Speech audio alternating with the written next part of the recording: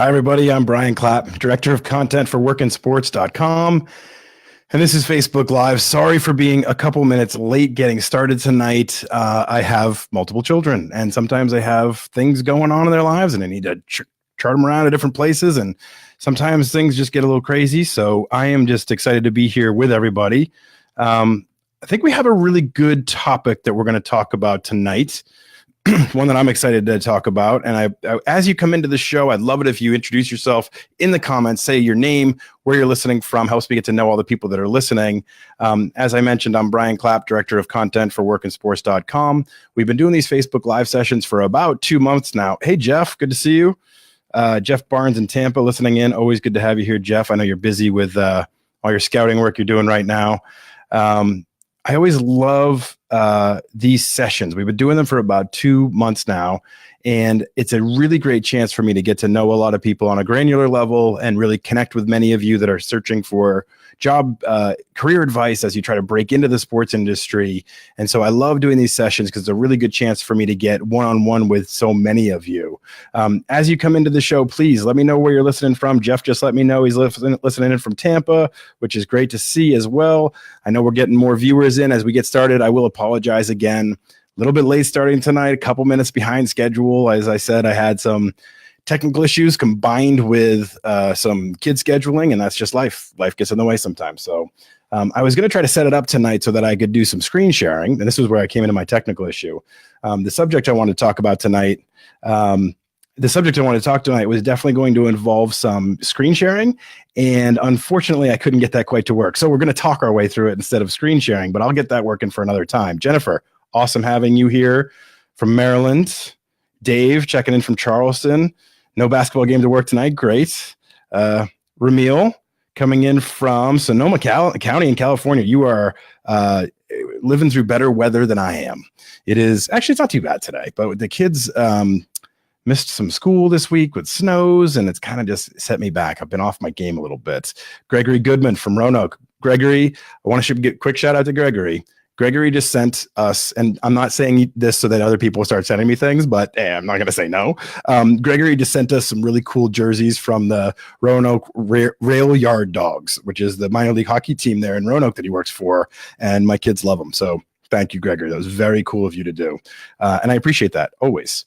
So as I get into the flow of the show, and you'll notice that I'm kind of looking around a lot as I do things, because I'm also directing our graphics and looking at all your comments and things like that. So don't forget, I'm very much focused on you and all the things that are going on. But if I'm looking around a lot, it's because there's a lot of things I'm trying to juggle as we do this, because that's part of what makes it fun, right? It's like I'm on my own technical director and font operator, and try to be the guy that talks and makes sense as well. So I got inspired today. Hey, Tommy listening in from first-time listener live from Los Angeles. Awesome, Tommy. And it's a great action shot of, I'm guessing it's you playing hockey, which is pretty cool. I can't see in close enough detail. It could be Eric Lindros, or it could be, I don't know, somebody other than Eric Lindros.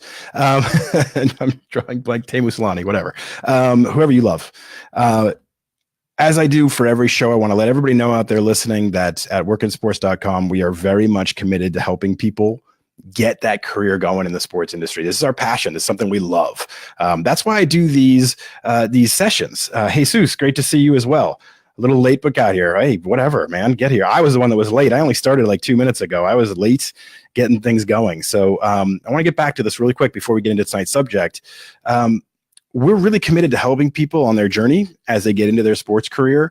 And one of the main ways we do that is sessions like this, or I go speak in college campuses, or I provide all this content and this podcast and all the different advice places we give.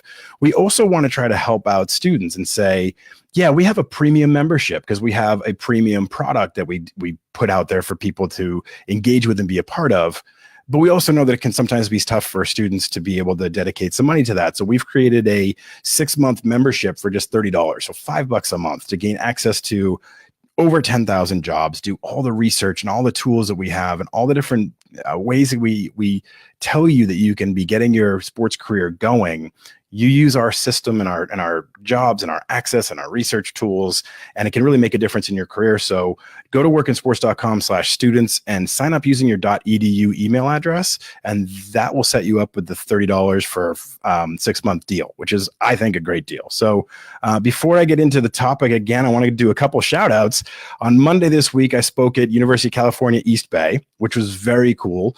My friend Dennis Kirkpatrick, that I know from my CNN days, is now a professor, and he asked me if I would come speak in his class, which was great. I enjoyed it very much. Jacob from Phoenix, Arizona. Jacob, great to have you here as well.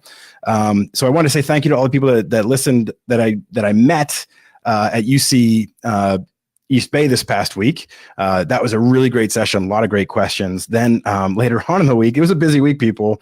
Later on in the week, spoke at Grand Canyon University yesterday, I believe it was, but the days are all blending together. Spoke at Grand Canyon University, had a class of about 100 kids, intro to sports management class, had a really great session there. And then today, we're going to do it again. Thank you, Husson University, which as of 2 weeks ago, I didn't even know existed.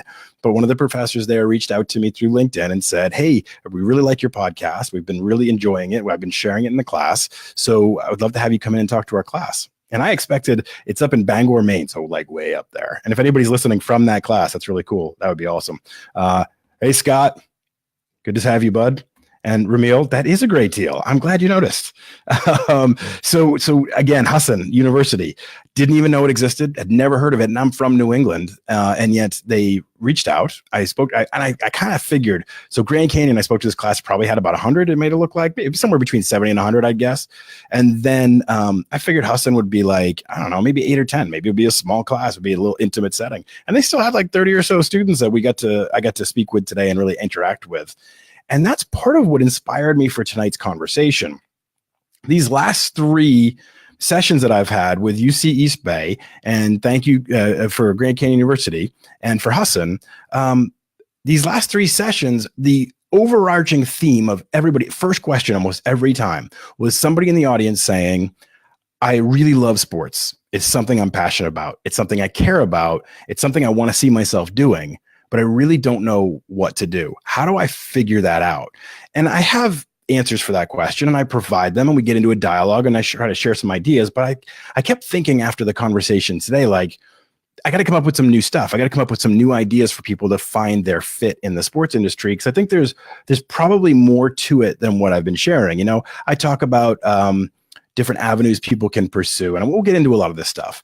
But one of the things I started thinking of is, wouldn't it be cool if we approach this a little bit differently? And I started to think of our site as a tool for that. And so Well-Traveled Man. Yes. Hey, Randy, good to see you. Yeah, Well-Traveled Man. I don't actually go on site. I sit right in the seat and I put on my camera and I talk. The light goes on, the mic comes out, and I talk for an hour. So I don't actually go anywhere, which makes it a lot easier. Trust me, if I had to fly all over the place, I would not be a happy guy. So anyway, back to the point. I really want to talk about Cole. Awesome. Good to have you here, my man. Cole's in Kansas City. He's a Royals Chiefs guy. So I'm good to have you here as well. So I really got inspired by this idea, right? Okay. How does somebody find their fit in the sports industry? How do you figure out what your path is? And for me, it became kind of easy and obvious. Like, I started out college, I was a biology and chemistry double major, which made no sense whatsoever. And I took a television production class as like an elective because I wasn't really that happy with the way biochem kind of stuff was going. And I loved it. And I was like, okay, if I'm going to do this, and it's going to be in sports because that's what I love. So that path kind of came together for me. But I think there's a lot of people out there that don't necessarily have that light go on, right? Like that, oh, this is my moment. So how do you figure that out? I mean, this is a really interesting part of the conversation, right? How I can't tell somebody what they should do with their life. It just doesn't work that way. Like I feel bad saying it, but I tell people all the time, I really can't tell you exactly what you should do because I don't know how you work on the inside. I don't know how your brain works. I don't know what you're drawn to. I don't know what you feel when you're doing things. So I wanted to come up with a thought process on this. It's like, well, how can somebody figure that out for themselves? What are the tools they could use? What are the processes they could go through? And again, I share a lot of advice on that, but I wanted to challenge myself to answer the question. I love sports, but what should I do? So I'm looking at our site, and we have 10,141 active jobs right now. We have all these filtering tools. And I'm thinking, people search by what they think they want, right? You go in and you go into Google and you put it in the search bar and you type what you want to know. How do I do this? How great are the Patriots? Very great. How many Super Bowls have they won? 6. You ask yourself very specific questions, right? As you come into the show, I'm just to remind everybody, as you come into the show, let me know in the comments where you're listening from. I want to give people a shout out like I'm going to do for Cole right now, even though I already mentioned him. Randy, I was going to say Cali to Maine would make for a tiresome week. That's for sure. Yeah, thankfully, I do not travel to any of the speaking engagements. So people search by what they want, right? You want something specific. You put it in this Google search bar and you get back a result. What if you searched a little differently? What if you use terms that are applicable to entry-level jobs? And what if you came back with a lot of results that way and then could start picking your way through various entry-level jobs to figure out what feels right to you? Because you don't know what you don't know, right? You can't say, I want to be a social media coordinator, or I want to be in digital media, or I want to be in this, if you don't really know what opportunities are out there. So that's one of the great advantages of our site, right? We have over 10,000 jobs, like everything's there. So why not search a little differently? So what I did was I went through and I searched for keyword search. This is where I was going to do a screen share. So I was going to bring in the screen. It was going to be awesome. You guys were going to love it. I was going to bring in the screen. I was going to show you how I did it. I was going to show you all these results. And then the technology didn't work. So I gotta figure that out. And maybe we'll work on that at a later time. Randy, I like what you're saying here. When Odell makes his way to Foxborough, 7 will come. That would be pretty cool. Okay. So Thomas, networking is a key way to get the foot in the door. No doubt. But I'm talking about the approach tonight about, well, getting your foot in the door where? What do you want to do? What is that goal that you have? Networking is super important. We've talked about that a lot of times in the session. We can, in these various Facebook Live sessions, we can talk about it more later. But what I really want to talk about is discovery a little bit, discovering you and your path and who you want to be. So here's what I did. I went into our site and I searched for the term I thought about first. I did a little brainstorming and thought, what are those terms that are generally associated with an entry-level job, with a first position? First one, coordinator. So I go into our site and I type in the term coordinator. So here's what you're going to do. I'm going to, since I don't have the screen share ability, I'm going to read you some of the ones that I found by just typing in this word. 819 jobs came back out of our 10,000. This is a starting point. Okay. This is introducing you to opportunities that you may not have thought of.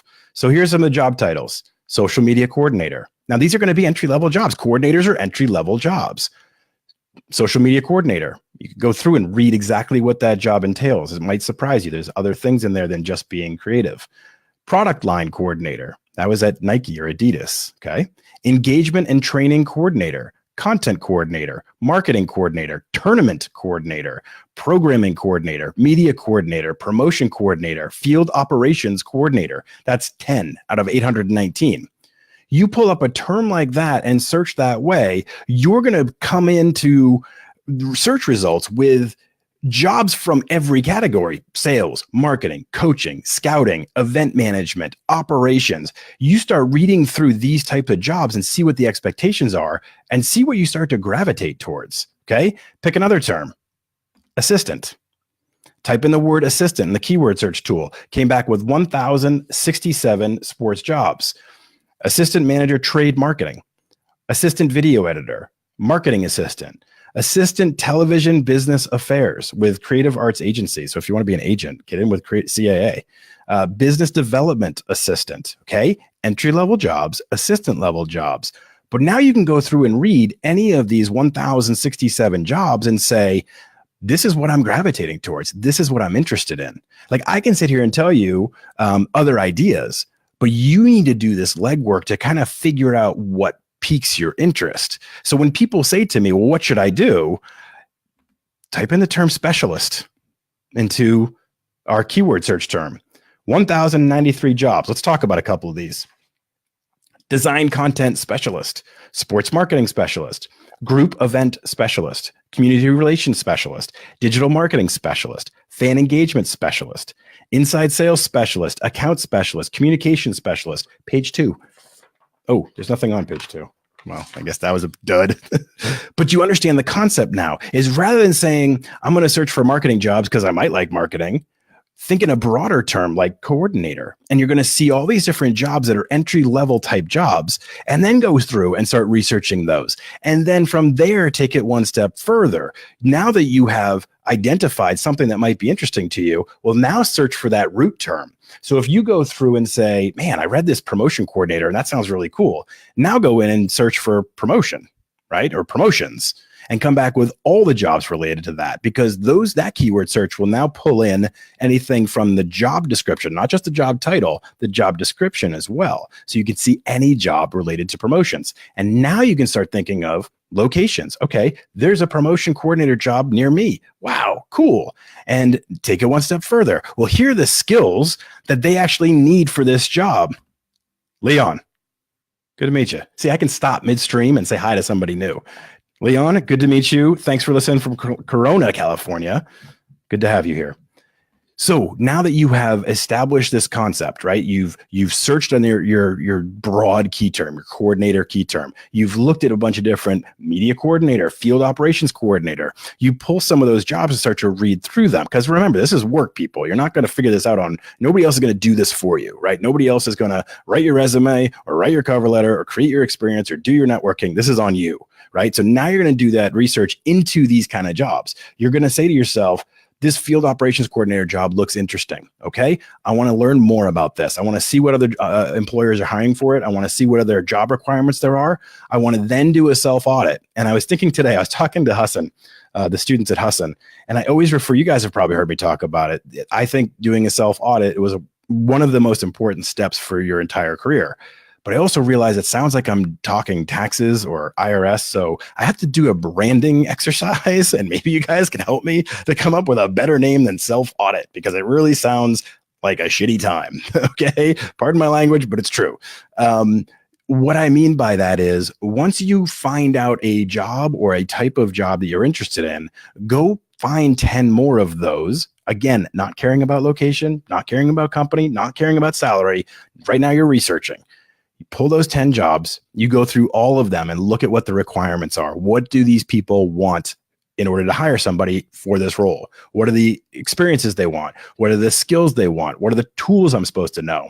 And then line those things up against what you actually know. So if it's saying, I need you to know Photoshop, and you don't know Photoshop, if you looked at 10 jobs and 9 of them say you need to know Photoshop and you don't know Photoshop, well, there's your hint. Okay. Go learn Photoshop. And I'm saying this, I always use Photoshop as an example because it's an easy tool that I could talk about, but there's all these things you'll see in these job requirements. Once you start to identify something that sounds interesting to you, you start to do that process of editing yourself and trying to, hey, Keith, a lot of California tonight. Good to see you guys. First time catching the live stream. Thanks, Keith. Thanks for being here. Once you start to do that work and figure out those things that seem appealing to you by doing some of those broad keyword search terms, well, then you can start to narrow down and say, all right, now that I'm finding something that's interesting to me, now I can put myself a game plan together so I can start to build out the skills that I need in order to be really attractive to the marketplace. So that's what I really want you guys to think about. Ever do any talks for a Southern New Hampshire University sports management class? University of New Hampshire, but not Southern New Hampshire. But I will tell anybody listening, I have never turned anybody down. So if I'm just that way, I guess. So if you have professors that you want to reach to and say, hey, talk to Brian and he'd be great to speak in our class, I'd be happy to do that. Skills evaluation sounds good, right, Jeff? This is something everybody should do. Market or just analyze your skill set, what you actually have versus what the marketplace wants, what the employers want, what the people expect. And I always refer to, like I said, I always refer to it as a self-audit, but I don't know, maybe skills evaluation. There you go. I think Jeff's making a suggestion here. I think that's a good idea. As you come into the live stream, people, please let me know in the comments where you're listening from. Maybe I will tell you, I love to pop up people's comments, where you're listening from, your names, things like that. So I'll pop up your name. We'll get to say hi to you. I will tell you, here's a quick warning for everybody that's new to the show. If it's too long of a comment, look what happens. Boom. There goes my face. So if you can kind of condense your thoughts a little bit, it's hard for me to be thinking of what I'm going to say, looking at the camera, looking at what you're saying, read that, make sense out of it, and try to give you an intelligent answer. So if you can be quick with it, that's a little easier way for me to do it. Unless I can circle back afterwards. After the live stream is done, I can always jump on and read what Ramil had to say and try to give him a good answer on that. Okay, so that's one concept for figuring out your fit in the sports industry. And I got to be honest, I really like that. I'm not trying to just toot my own horn, but I think it can be a really effective manner to introduce yourself to opportunities. Like, if you don't know what's out there, how do you know where you fit? How do you know there's not something better? How do you know there's not an opportunity out there that fits you even better than the one you've been pursuing? So if you do some of these broad search terms like coordinator, assistant, specialist, and get those opportunities and start doing a little work into that, I think it can be really beneficial for all of you. So, Lev, Edmonton, Canada. We are international. This is great. Okay. Good to have you here, Lev. Thank you. Next point I want to make. Sales. I was leaning back. I probably shouldn't have leaned back. Microphone, got to stay close to it. Sales as a pivot point. And what I mean by that is 53% of the jobs in the sports industry are in sales. I say 53 because I did a search earlier today of the 10,000 jobs we had, over 5,000, whatever, it works out to 53 of those jobs were in sales. So a little easy math for you there. Why is this relevant? Because, hey, Randy. So, Randy was already here. I'm seeing this. Julian from outside Philly. First time viewing in. Usually have a grad class on Thursday evening. Julian, good to see you. Always a pleasure talking to you. Julian's a member of our private Facebook group, as are many of the other people that are in here. If you're not a member of that group, you really should be. It's a fun place where a lot of the guests from the Work in Sports podcast are also in the group. And there's 1,200 people that are fans of the podcast. And the conversation there is really on point. It's always about sports careers and advice and what I can do for my resume, or I have this interview, you guys, I got any advice? And everybody's really interactive. So if you want to join that group, I suggest it. Kai, is it Kai? It's Kae, and I want to make sure I pronounce it right. So give me a thumbs up or some sort of response if I am pronouncing your name correctly, because I'd be very embarrassed if I do not. And I want to make sure I get it right next time, because you were here last week and I appreciate you coming back, which means I must have said something intelligent, which I appreciate. Portsmouth, Rhode Island. Randy, I don't know where Portsmouth is, and I'm from New England originally. I feel as though I'll be the only Rhode Island viewer. I don't know. We have somebody from Canada. We're international. Lev is from Canada. We've got a couple of New Hampshires too. So clearly we're very popular in the Granite State. Okay, so let's get back on track. Sales as a pivot point. Okay, so 53% of the jobs in the sports industry are in sales.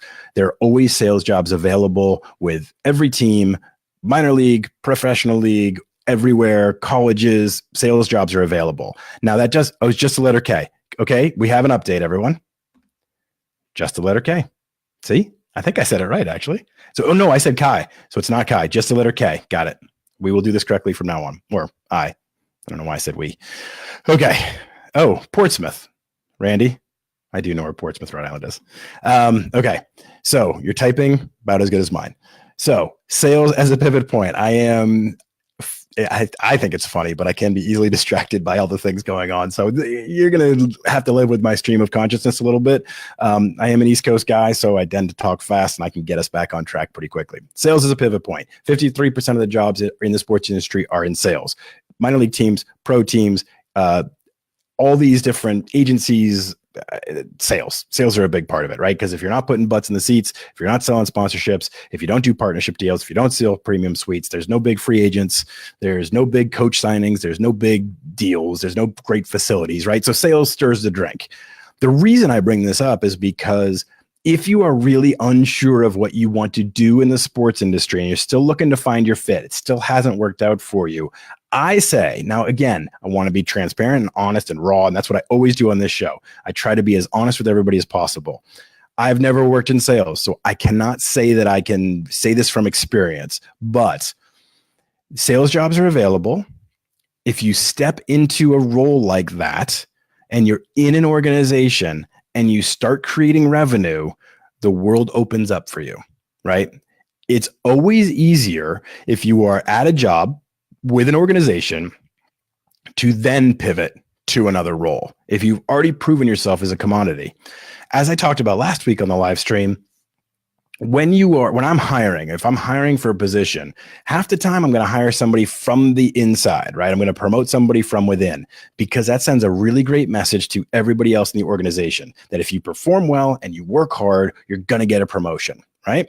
It's a great message to send. Half the time I hire from somebody from the outside because I want to bring in new ideas and new thoughts. Well, the point is that if you are on the inside, you really are increasing your chances of getting another opportunity within an organization. So you start in sales with your local minor league baseball team, and you might turn it into a marketing job or a media relations job or anything from there because you've proven yourself. You're a known commodity. At the same time, every single executive I talk to loves to see someone with on their resume revenue creation skills, sales, bringing in the money, right?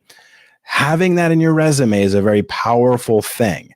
So my thought to a lot of people is, and this is, I wanted to be very tactical in the first piece of advice with the searching and a method to do that, an actionable piece of advice that you can take tonight.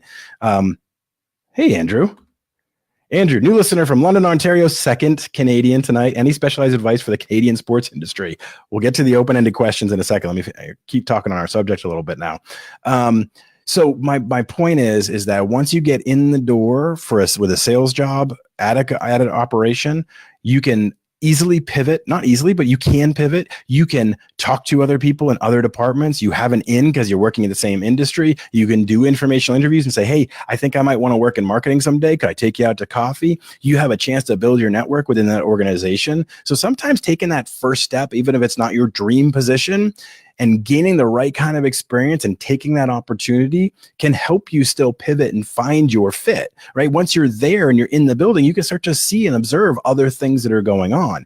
And you've got that powerful thing on your resume that says, I have created revenue. I have brought in money, and executives love to see that. So don't think of sales as something you should fear. Think of it as it could be your entry level opportunity to get in and then pivot around and find your fit, right? Okay. Revenue creation is a skill that speaks volumes. I'm telling you, people, when you can bring in money, people listen, people pay attention. Okay. That's a success metric to people, right? You were able to sell. It also shows tenacity.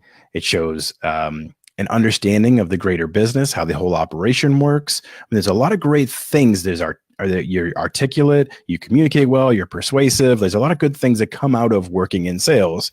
And even if it's not your long-term goal, it can help you get in and figure some of those things out. I also think you should be very diverse. And this is kind of point 3. I think you should be very diverse in your experience efforts. And what I mean by that is sometimes, we've talked countless times before on the podcast and in articles I've written and on the live stream about, to gain experience, you're going to do lots of internships. You're going to volunteer. You're going to do informational interviews. All these different things you can do. You can job shadow. My recommendation to you is not to get too granular in that process. Don't get too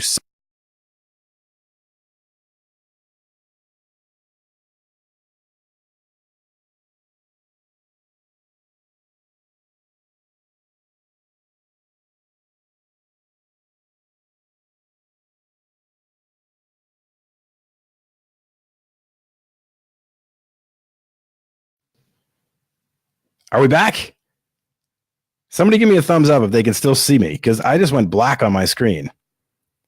I would love a comment from somebody to let me know that we're live still and that we're hearing, because it looks like we are. It says we are on my computer, but my whole screen just went black. All right. Well, I'm going to pretend as if we are still going. maybe I shouldn't pretend. I should just, yes, I see. Thank you, Jennifer. I had a moment there where did everybody else's screen go black too? Because maybe it's just me. Maybe I have a problem going on. I don't know. Okay, Dave says we're back up. Okay, good.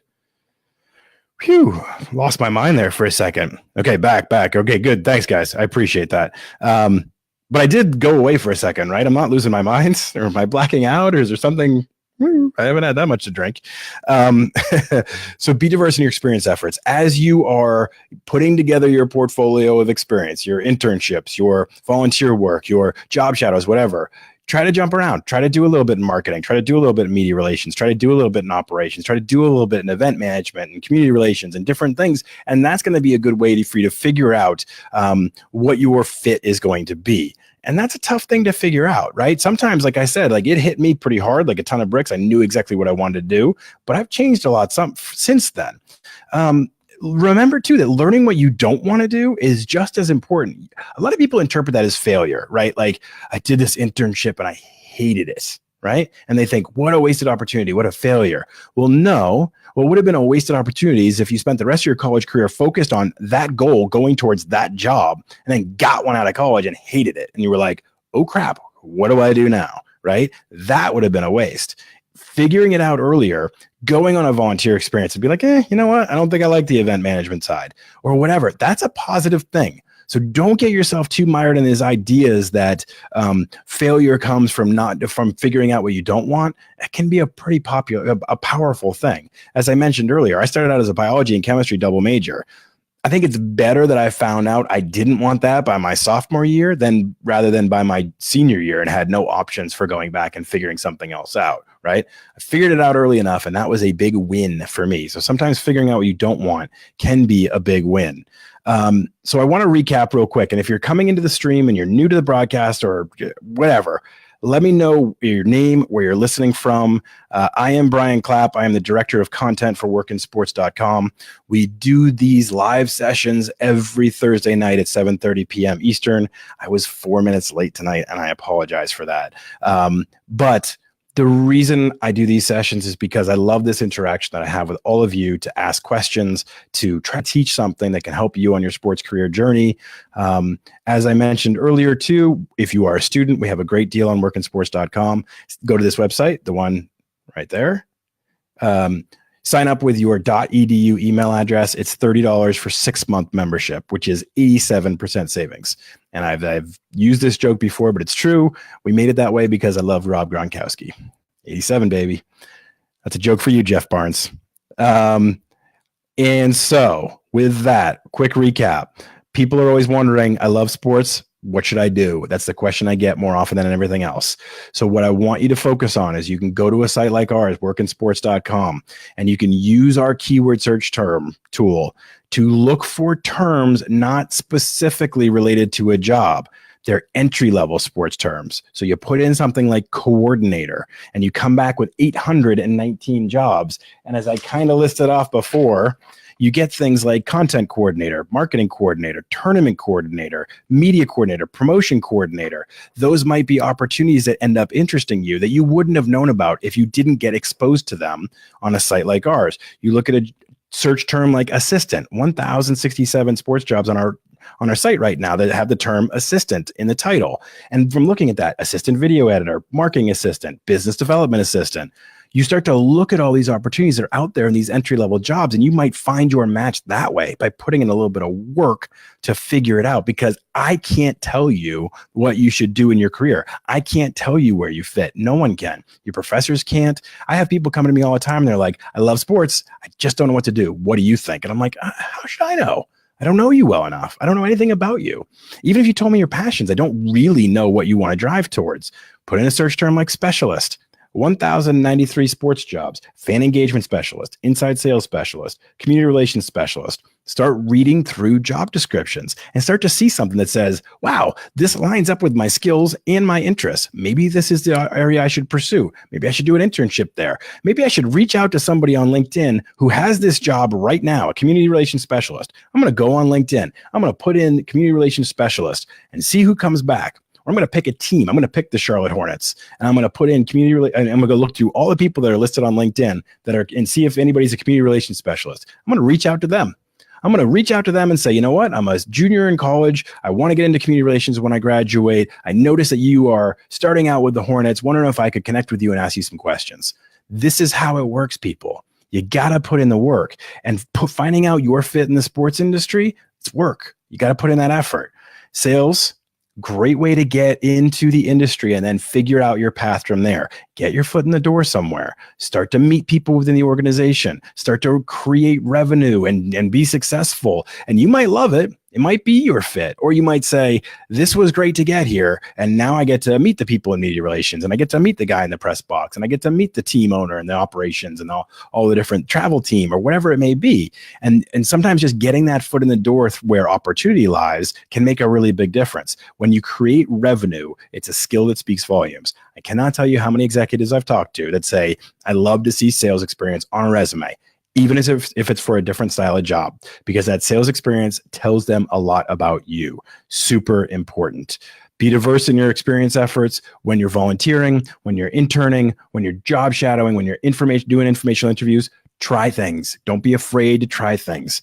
Figuring out what your path is by experiencing it. You're never going to figure it out just, in one method. You got to get out there and experience some things and figure out whether you like it or not. And then don't forget that learning what you don't want to do is very important. It's a positive. You think of it like it's a negative, but really going out there and experiencing these things and saying to yourself, you know what? That didn't do it for me. Good. It's good to figure that out. It's good to know that, because you'd rather figure it out earlier rather than later. When you graduated, time's up. You got to get to work, whatever it may be. Okay. Whew. That was a lot of talking. I need a break. Here we go, people. Sports career focus questions. Now, okay, here's how this works. Every show, I do half an hour session where I talk about some actionable advice for your career, like finding your fit in the sports industry. I make a cool graphic, put on my lights, I talk about things. You guys say where you're listening from. It's awesome. And then I open it up and say, now it's time for you. What are your questions? What do you want to know? It does not have to be related to our theme. Every time I do a session in the classroom, and as I mentioned earlier, I was at 3 universities this week, well, via camera, Grand Canyon University, Husson University, and University of California, East Bay, which were great sessions. And every time I tell them, once I talk, now it's your turn. Come with the questions about anything, and we can start to get into this. Okay, Gregory. Any chance Colleen Scholes, I will let anybody else know. Colleen Scholes was a guest on the Work in Sports podcast. She's the talent acquisition manager for the Philadelphia Eagles. Episode 5, I believe, but then I rebroadcasted it, and I think it was about episode 131, somewhere in there. One of the best interviews to date, I think, but I'm very biased. I kind of say that about everybody, though, because I really enjoy them all. All right, I'm going to read your question now. Any chance Colleen Scholes will be back at some point for some follow-up from the talent acquisition point of view? I have a few questions to ask, but we'll keep from covering up that amazing thing. I left that up on the screen a long time. I didn't even know I had that part at the end. Now I'm covering up. Okay, Colleen Scholes. Would she come back on? Yes. Her and I connect a good amount. I've thrown 20 questions to her in the last year when I had a question somebody asked me and I didn't know the answer to. I think we could definitely have Colleen back on, and she is fantastic. I also have tried to bring in guests from different sports related to the same concept. So Maylin Vu is the talent acquisition manager for the Cleveland Indians in baseball.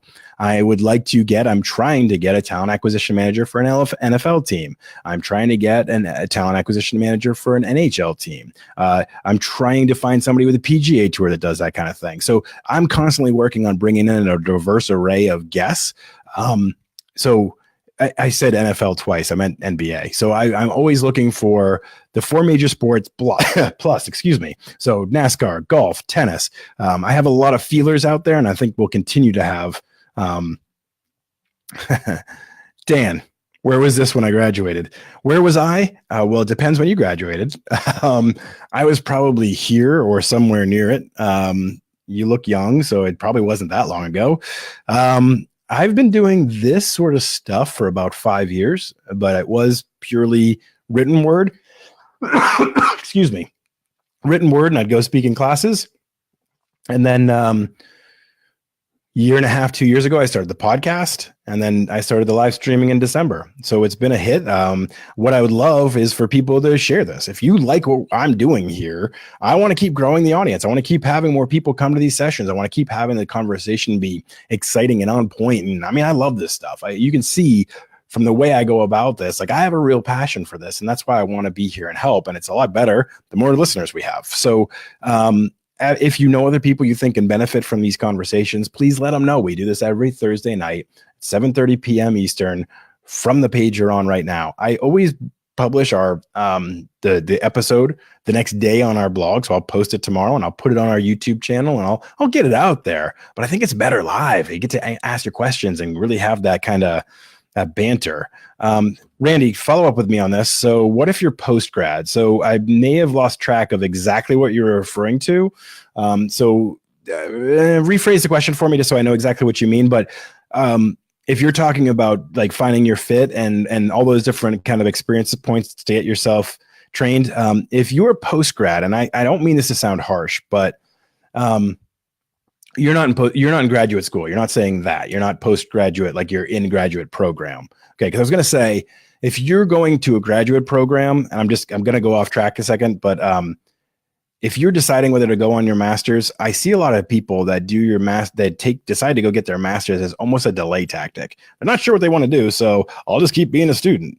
I don't think that's a good approach, because I think you really need to have some laser focus and know if it makes sense for you to go get a master's, if it fits your career path. Because where I was in the journalism world, in the broadcast journalism world, getting my master's didn't really make sense. It was not a necessity. In fact, it could have been a hindrance to some organizations. So make sure it makes sense for you to do that. Now, that wasn't even Randy's question, and I totally went off on a tangent. But what if you're postgrad on the membership deal? Oh, Randy, we can talk. I'll see what I can do for you. We can definitely see what we can do about that. I want to give you guys the benefit of being here and being a part of this, because I love this dialogue and I want you guys to reap that benefit as well. So we'll figure something out, Randy. Okay. Dave Trailer, trying to pivot back to, actually, I should say, Randy, if you still have your .edu email address, I wouldn't know any different. So if it's still active, that's the only way we know whether you're a student or not. So a little hack there for you. Don't tell my boss. Dave, trying to pivot back to grassroots promo marketing after a year of social media content, is looking at coordinator roles a step back. Here's the thing. Social media content for restaurants. Okay. Here's the thing.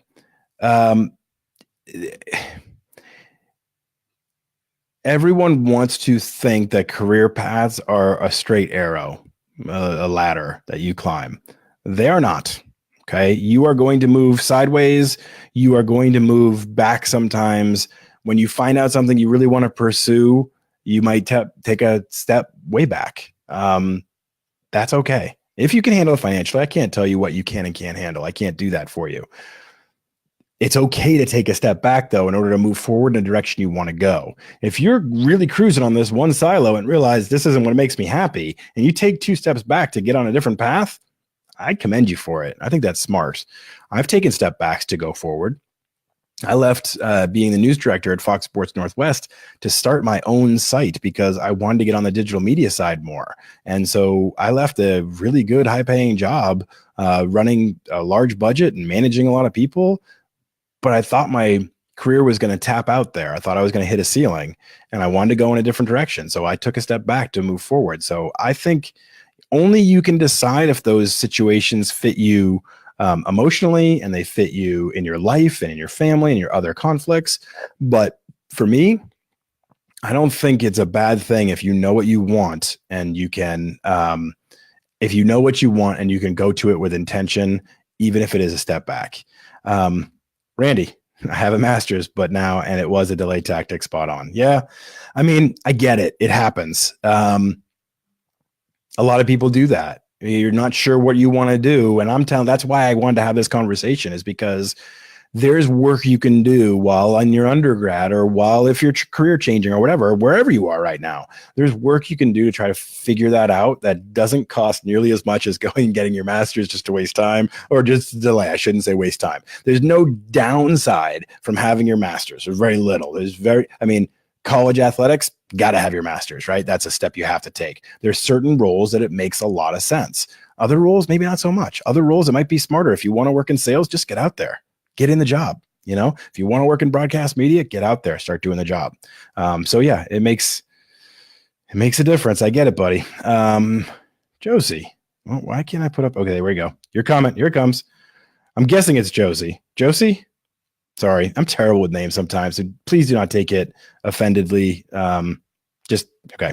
We have more sports agents on your podcast. Would love to hear from David Mulugeta. He's one of the young NFL agents. He's part of Athletes First. Okay, so I've had on 3 sports agents. We've had on Jack Mills, who's the agent for Baker Mayfield, Lee Steinberg, who really needs no introduction, but represents Pat Mahomes, has represented Steve Young in the past, and Warren Moon, and tons of other huge names, and the movie Jerry Maguire was based on him, so that was a pretty good one. And I had on Nicole Lynn, who is also a young agent with Young Money Agency, who is this year representing Quinnen Williams. When I interviewed her, she didn't have that job, so I didn't have that deal. So I'd like to take a little bit of credit that I built her brand a little bit into our Alabama market.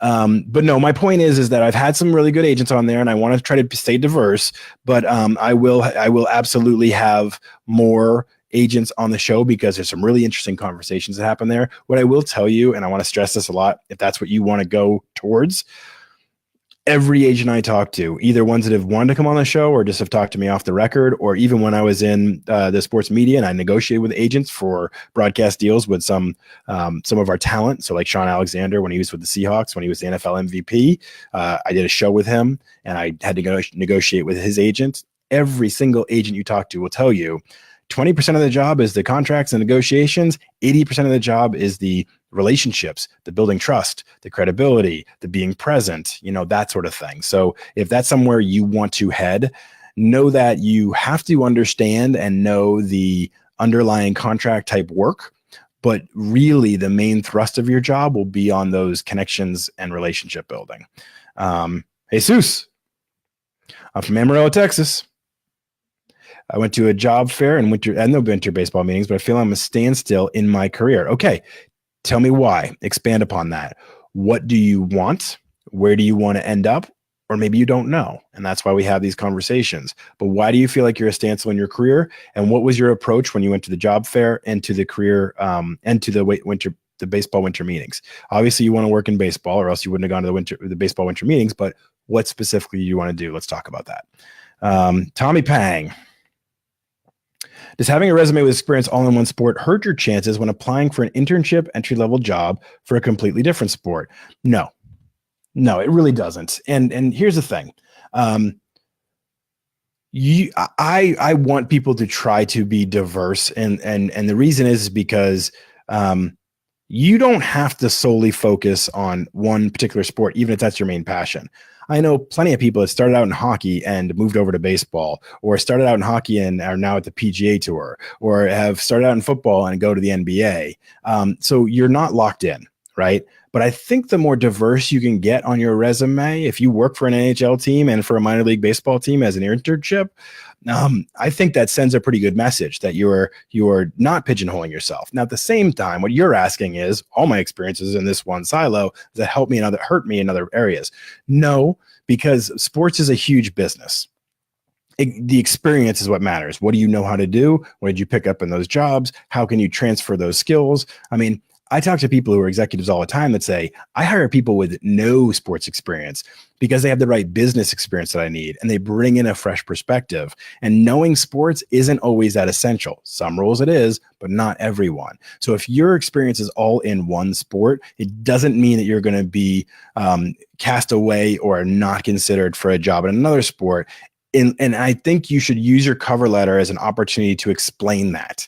You could say, like, my opportunities came into place in this other area, but I've always had this deep passion for baseball or whatever, try to tell that story, because that's where people don't use that. They don't use their cover letter to the highest potential ability. Their cover letter is not just a paragraph form of their resume. It's an opportunity to tell a story about you and to explain maybe something.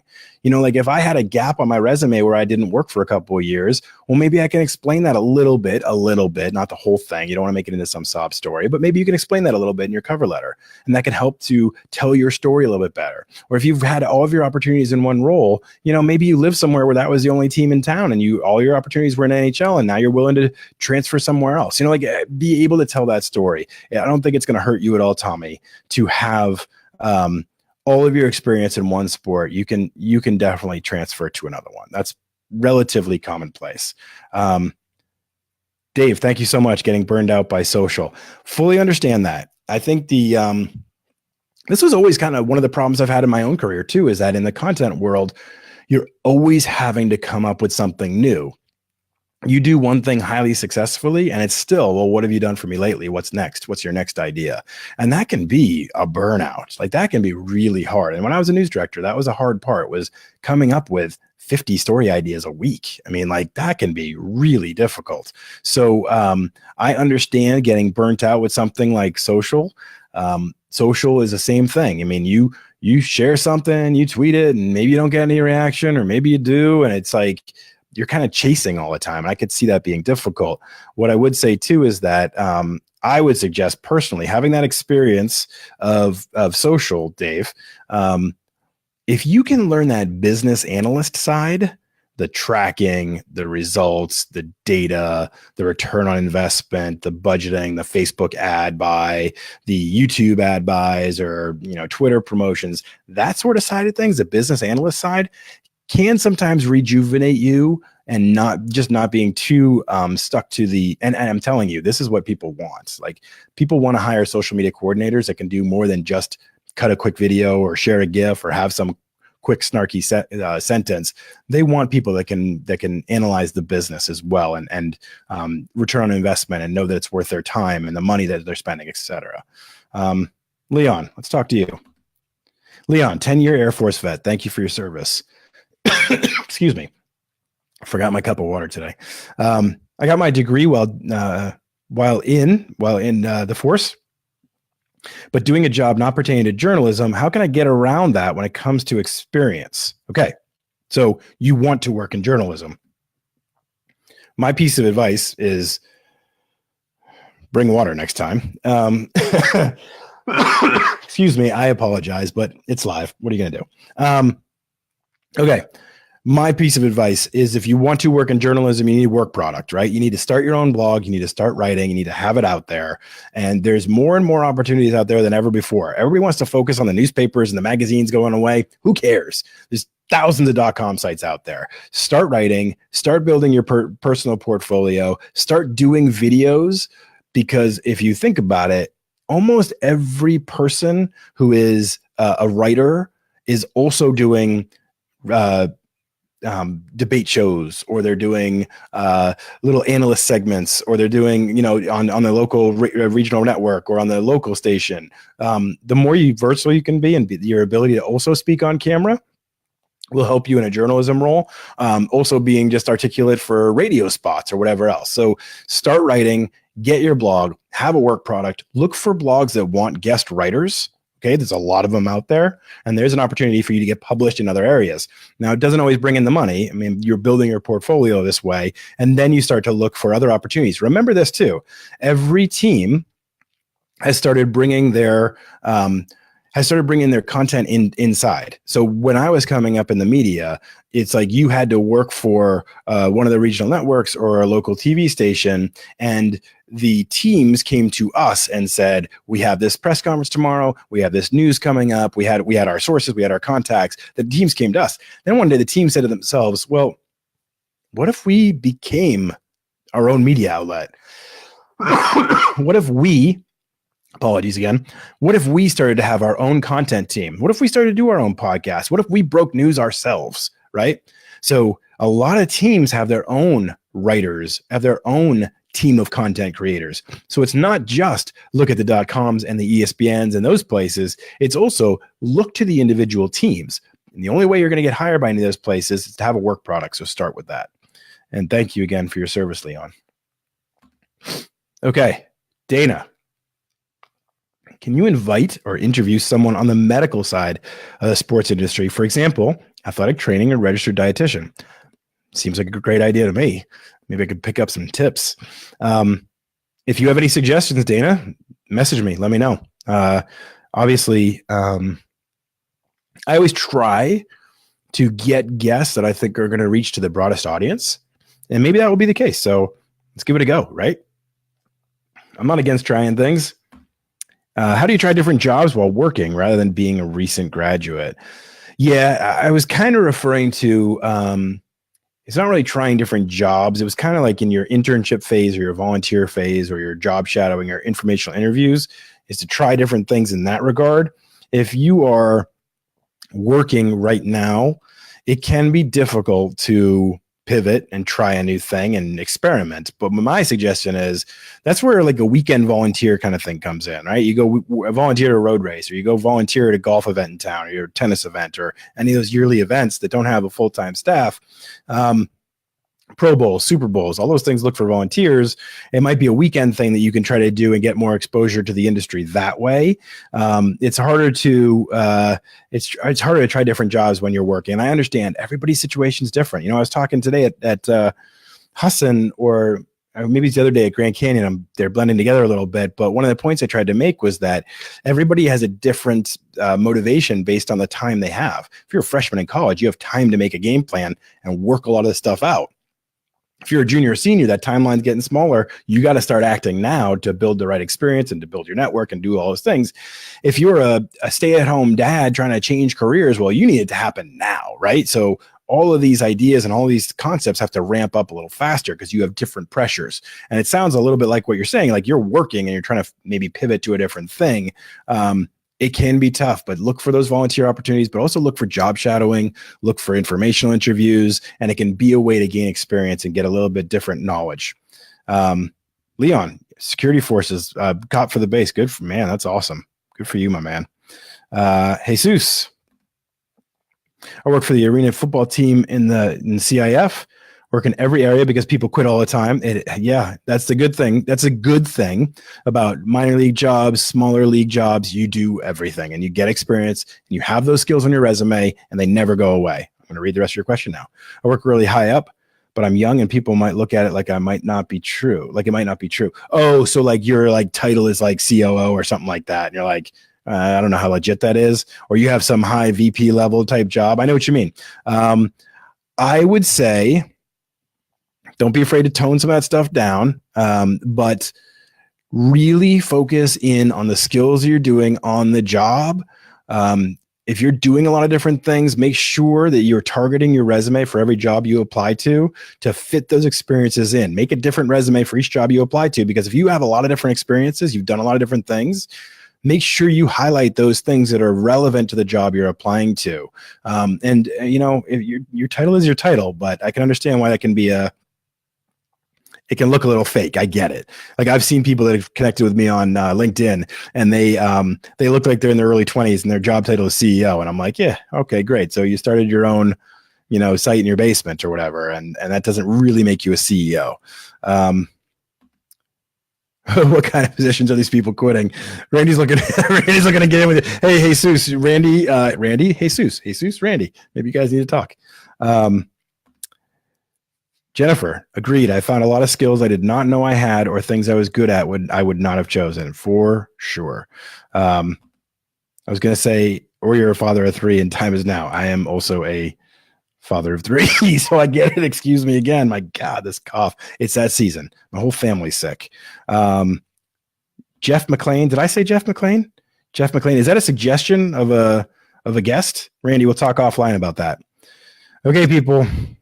I think we're winding down and my cough's getting worse. And I forgot my water. Well, we've gone an hour and this happens. You get dried out a little bit.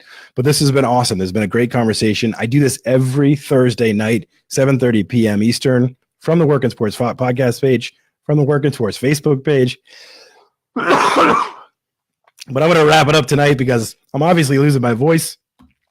I am Brian Clapp, Director of Content for WorkinSports.com, and I'm going to sign off. So I'll talk to you guys all later. Thanks again for showing up. I appreciate it. We'll see you next week. Please show up next week. Keep being here.